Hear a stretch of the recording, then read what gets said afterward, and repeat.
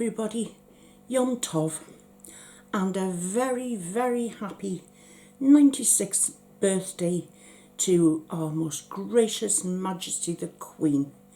Long may she reign. God save the Queen. Do you know, I know this video is very late in coming in the day to be celebrating Her Majesty's birthday, because it's, I've checked the time, it's nearly 7 p.m. GMT, London time, wherever you happen to be in the world. And I haven't had the best day, to be quite honest with you guys. It's been a pain-filled day. It's been, painful moving kind of day. I've been sort of like plagued with my right arm. Well, I'm starting to be a bit plagued with my left arm.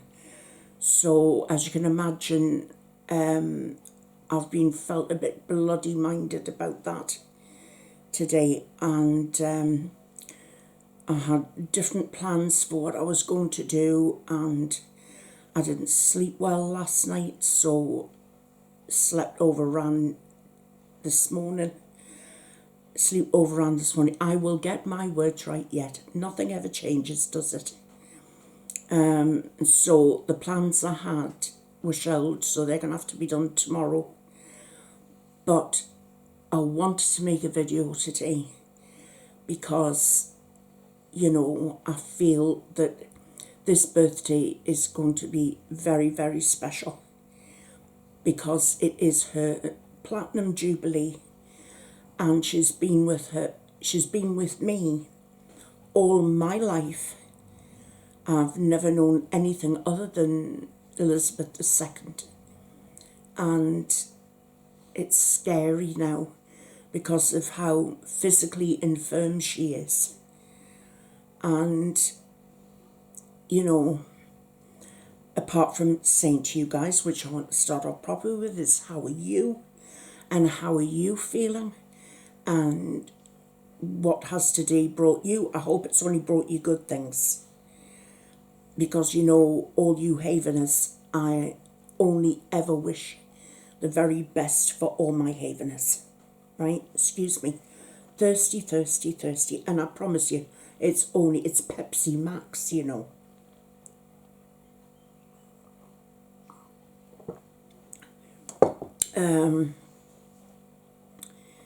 which was a favourite drink of Suze's, which I've always loved Pepsi Max anyway. It's also Lorraine's birthday today.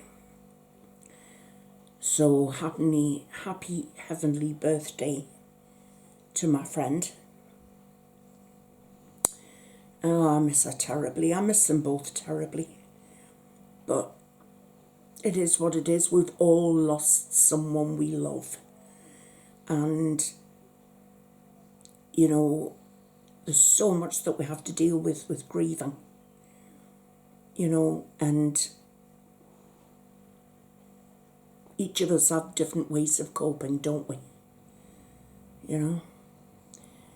But I wanted to get back onto another topic, which I must admit, because I wasn't 100% fit to make a video yesterday when all this thing kicked off about Harry wanted to make sure that his grandmother was protected with the right people around her. That really got me so angry. What the hell does he know about keeping his grandmother protected with the right people around her? Where has he been? On the other side of the world. Where was he when she needed him? Where was he when he could have delayed that Oprah interview and come over to be with the family when his grandfather was dying? How, he turned up for the funeral, but how could he have been to have watched his grandmother sitting alone with no external comfort? Yes, I know all the people she loves were around her, but like 2 meters apart, unless it was a family bubble and all this carry on. You know, who the hell does he think he is? He's got this sort of, how can I put it, this self-indulgent grandiose about him. He thinks he's better than everybody else. He thinks he's higher than everybody else. He's a spoilt twat. I'm sorry, but that's me swearing. He's an absolute spoilt twat. And if I was his grandmother, I would have given him a damn good hiding. But I'm not, because, you know, Her Majesty is a very, very Christian lady, and she believes in forgiveness and second chances and all that sort of thing. Now, I believe in second chances as well. I've had to ask for second chances in my life. I'm not perfect. I've made tons of mistakes, horrendous mistakes, and I have guilt for everything I've done. But to lord it over people like that with that sly little sanctimonious smirk that he's got. Do you know, I've honestly got to tell you that in certain aspects of Press are right, he's inherited every single one of Diana's bad side. You know, the good bits he's got from Philip, because when I look at Harry as he's getting older, he looks more and more like Prince Philip. I've always been convinced of that he is no son of James Hewitt. Diana knew exactly how to play the game. Air, spare, as long as you're discreet, do what you want. And nobody had a clue that she had lovers. Nobody. Apart from the people in the know. Because when I found out she'd taken lovers, I was absolutely shocked to the core. Because that wasn't my ideal of Diana. You know, I believed in the fairy tale, more for me, but you see, when she got married in 81, that's the year that I was married, was in 81. So I felt special, because the Princess of Wales had got married the same time as I was. And you do believe in the fairy tale lasting, but mine didn't, and hers didn't, so what can you say? But as for him and Meghan taking tea with Her Majesty, teas with Her Majesty don't last just 15 minutes. You know, it does not happen like that. Tea with Her Majesty takes an hour. That's at max. In the least, it takes half an hour. So, no. Ms. Markle was left to sit in another room while he went in to see his father first, and then he went in to see Her Majesty.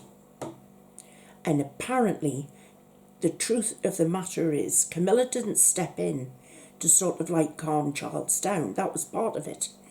But Camilla stepped in the way she did was to stop Charles getting out the checkbook and stop being a soft ass with Harry. Because all Harry wants is money. That's all he's interested in. Him and that wife of his, that's all they're interested in is money.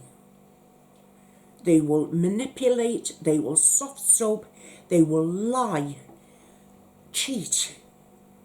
They will do anything to make money. And for a long time, I blamed her for all of this, because I thought, oh no, Harry's not like that. My eyes have been well and truly opened. Harry is like that and worse. He's met a match in her. Absolutely met a match in that woman. As far as I'm concerned, the pair of them can go flying off into the sunset and disappear into a puff of smoke. And if Her Majesty passes away this year, it won't just be because of age, because her mind is as sharp as a tack. Take it from me. I mean, I've watched her over the years. I've read all the reports. I've listened to the people who know her the best. And her mind is as sharp as a tack. It's our mobility that's letting her down. And, you know, I lost my mobility. It's got to be coming up for about 14 years now. And I know how frustrating it can be, not being able to get up and do the things you want to do, that you've always done. It's really, really difficult. So I can understand Her Majesty's frustrations. But that doesn't mean that you look on that as a weakness. And for Harry to insinuate that, you know, oh, his granny's great, and what's all this nonsense about? He's her only confidant. What a load of rubbish. Have you ever heard such much rubbish in your life? Look, they merch every single link they have to the monarchy. Right? If you honestly believed that he was her closest ear, you can't tell me that wouldn't have fought its way through some way or another and got off into the front pages. Queen feels this, Queen thinks that. According to her diligent grandson. What, for Mullah?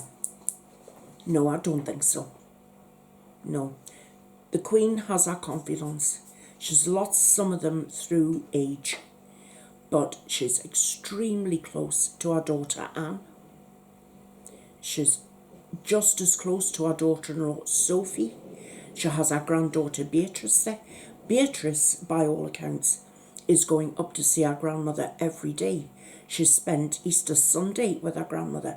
Instead of going to church, she spent the day with her grandmother while the family went off to church. And then they met up with her after church. And I saw that girl break her heart at her grandfather's memorial. And that's something else that's stuck in my craw, you know. How he couldn't come over for his grandfather's memorial, right? Because London is so dangerous. And yet, he can pop into Windsor for tea with his grandmother for 15 minutes. And everything's all just hunky-dory because he makes her laugh. Because he's the only one that can make her laugh.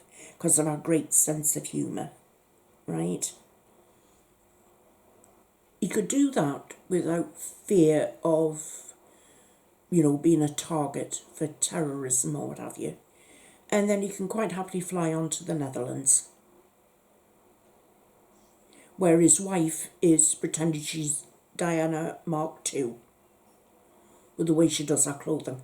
You look at that woman's wardrobe and compare it to pictures of Princess Diana, you will know exactly what I mean. She's feeding to his mummy complex. He has got serious mental health issues. And I'm not meaning that as a criticism. He has. He said already he doesn't remember that much about his mother. But Markle is feeding him mummy with the way, you know, she wears Diana's favourite perfume. It's Penhaligon's Bluebell. I've got a bottle of it myself.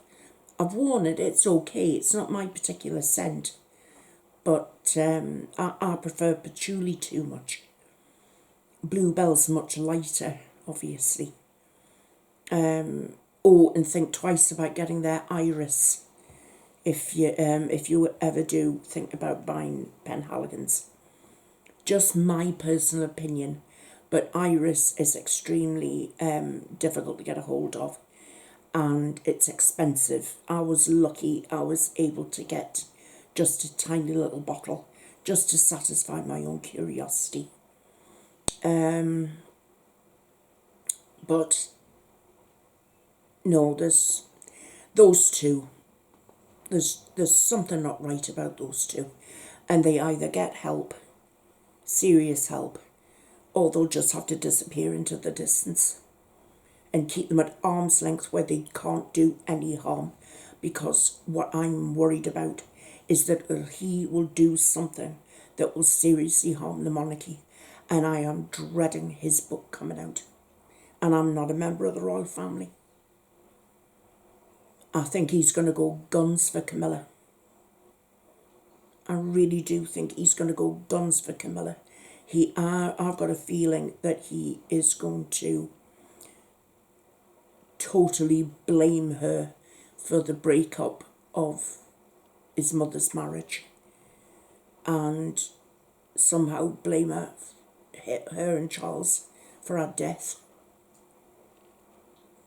And that's going to stir all those awful feelings up again that a lot of us had faced at the time back in 1997, who all of us watched it crumble from the early 90s, you know, right through the separation, and then, you know, Charles admitting that he got back with Camilla, and then Diana doing the interview that Martin Bashir tricked her into, about her thinking that William would be a better choice to be king and bypass Charles, and all those bad feelings about Camilla, whereas I thought I would never accept her. But I'm going to be totally fair here. I think with the passage of time, she's proved her worth, and she's going to make an excellent queen consort when it's her time. She is sort of a people person, and I think she will help the monarchy amazingly. She'll help steer Charles right. And then, of course, I mean, I won't be here, but then you've got William and Catherine, and they're going to take us on, you know, and then there's George and Charlotte, you know, and then whatever comes after, who knows. But, do you know, if this had been the Tudors, times of the Tudors, Harry would have found himself going through Traitor's Gate up to the Tower of London, where the traitors resided. And they would be finding an axe particularly sharpened for his head. That is, if he hadn't met a traitor's death, which was hanging, drawing and quartering. Which, to be quite honest with you, that did appeal to me yesterday when I heard this news come out. So all I'm going to say to you is, don't believe every single thing that the newspapers tell you. I go to people that I trust, like Lady Colin Campbell. She has connections in the palace, and she's told us things that, you know, have all proved to have come true. And there's a guy called Neil Sean. He's also got connections, and I listen to the pair of them. And so far, everything they've said has proved true. So now I've got that rant off my chest. And oh boy, doesn't it feel good when you've got something sitting on your chest and it's just fizzing away. And then you have your big blow up about it, and then you get the chance to offload overnight what you've been feeling. And then you can just go, whew, that's it. I've said my piece. And now we can move on to something else. My God, that took about 15 minutes of our time together. I know you've seen me cry and you've seen me shouting and what have you, and the thing is, I've got to be careful these days because, you know, I've been told, you know, try and stay away from stressful situations as much as possible because it can impede the work that's being done and what have you. And, you know, the thing is, it's easier said than done, isn't it? It's like everything else. It's like if you're a mum and you're at home with young children and say you get bronchitis or gastroenteritis or something like that, and you get tablets from the doctor and then they say, go to bed and rest. Right, that's perfectly fine. That's great if you've got some childcare, like you've got a mum who can step in to look after the kids so you can go to bed for 3 and 4 hours and just rest. Or you've got like an auntie or a really good friend who will help out. But what if you haven't got anybody? How is it possible for you to get the rest that you need? So is it any surprise that your healing takes longer and longer? It's always made me laugh, these doctors, when I've been poorly over the years in different stages, and they've said to me, oh, you need to have rest and this, that, and the other. I remember when my daughter was, I think, just turned, she was coming up for 6, so she was 5, coming up for 6. And she got chickenpox, and she got it really badly. Very heavy bout of chickenpox. Poor little lamb, she was tearful and wanted her mummy, and she was sore and uncomfortable and that. And my son was about 10 months old. He also got chickenpox. He just giggled the whole way through. Nothing seemed to bring him down. Not a thing in the world, you know. He would see the tears coming out of his sister's face, and he'd poke his finger in her eye trying to catch the tears as they fell down. And he would just giggle. And he was also cutting teeth at the same time.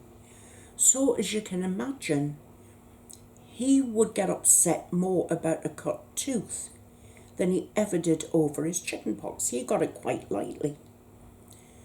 And so when they were both at the height of their chickenpox, and, you know, my daughter was sort of just coming out of the upset stage and flu-y stage, and my son was sort of like, oh, you know, cut teeth, sore gums, that sort of thing, giggle, giggle. And I remember saying to a friend one day, she said, you don't look very well, you look all flushed. And I said, it's funny because I don't really particularly feel very well. And then I just burst into tears. And she said, hang on a minute, she said, you've got a spot on the back of your neck. And I went, what? She says, oh, you've got the chickenpox as well. She said, I would get the doctor in. So the doctor came in, and by this point I couldn't see properly out my left eye. And I was sitting just sobbing. And my daughter's she's all upset, and my son's sort of like grizzling with his teeth. And the doctor said to me, and God rest his soul, he's no longer with us, but he looked and he went, well, my dear, he said, you've got chickenpox. He said, you've also got a pox spot in your left eye. So you're just going to be very careful. Don't rub it. Just eye drops. Have you got anybody that can go to the chemist for you? I said, not until this evening. Right, well, get some antibiotics. And he said, and when you go to rest, take the children with you, and the 3 of you just climb into bed together and go to sleep. And you know what? That's what I did. Just got the 3 of us into bed, cuddled the pair of them, you know, and went to sleep. And I had no idea that I'd caught chickenpox from them, because I'd already had it when I was 5. So I don't know why I chat about that memory there, but you'll probably end up getting a whole load of these anecdotal memories from me in the times to come. So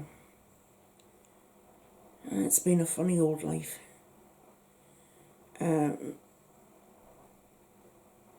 Sorry, I've been getting these pain twinges all day, and it's been going on now for about a fortnight. And sometimes it's, oh,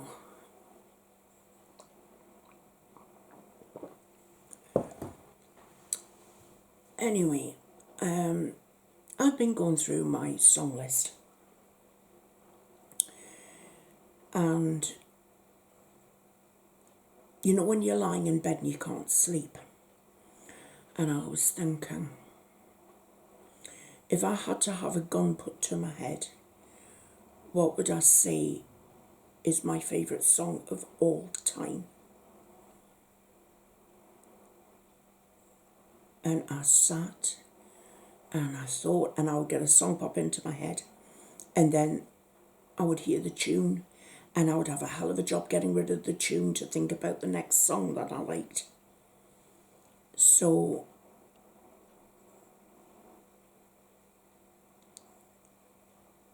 and then I thought, what if you were to think, here's an easier one, what would you say would be the song that you would choose to leave behind that would sum up how you were as a person towards the people you love the most?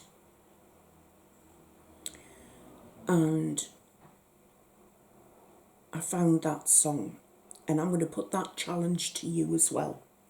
So in time, if you can leave your comments down below and let me see what you've chosen as the song that represents you the most, that would sort of get over, oh yes, that song, that's her or him to a T, right? And here's my choice.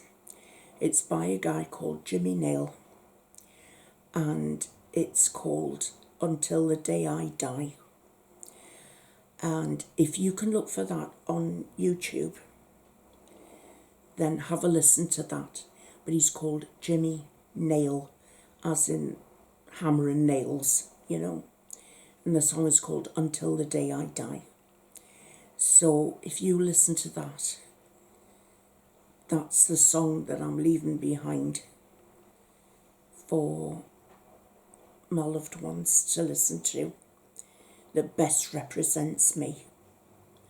So if you can, you don't have to join in if you don't want to, but I thought it would be a nice little distraction just to think, right, what can I think of? And you could do that. What do you reckon? Now, my final thoughts today are obviously is with the situation in Ukraine. It looks like nothing's changing. And all I can wish is that they come through this victorious. But we've got to remember the Russian people who don't want this war. They're not all bad. It's just him up at the top, and his cronies are too frightened of him. Or they agree with him so much that when he goes, they'll just jump into his seat and carry on the way he is. It's a bad situation. And if things aren't changed, somebody will be foolhardy enough to press the button, won't they?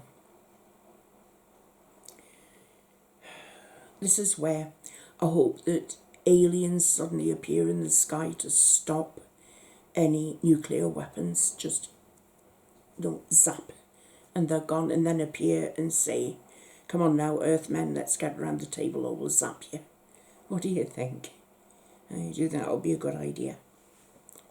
Well, it's 25 minutes, and I think that's enough for one day.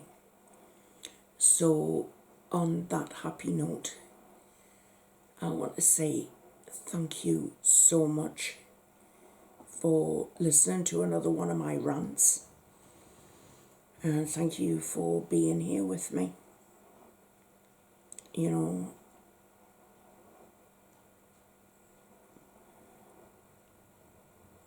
I've got my family. You know how much they mean to me, right? But if I didn't have you, what would I do?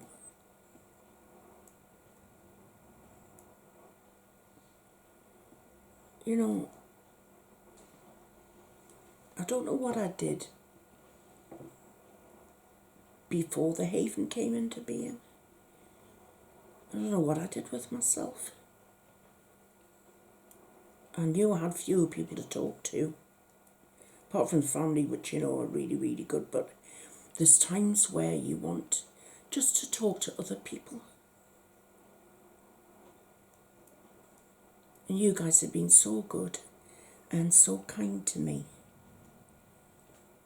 You've always been willing to listen and to share.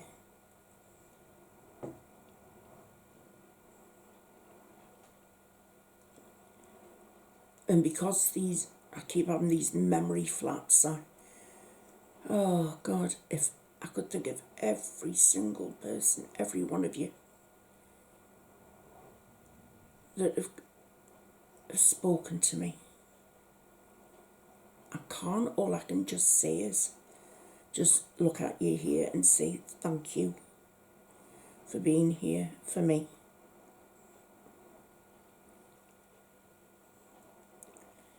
And if you never do or think anything else, just remind yourself that there's a woman out there who you've been able to do some good for. Pat yourself on the back, because what you've done is the epitome of kindness. So thank you. So I'm going to say bye-bye to you for now, and I'll see you again in the next one. So take care, and I love you. And bye-bye for now. Bye-bye. Bye-bye.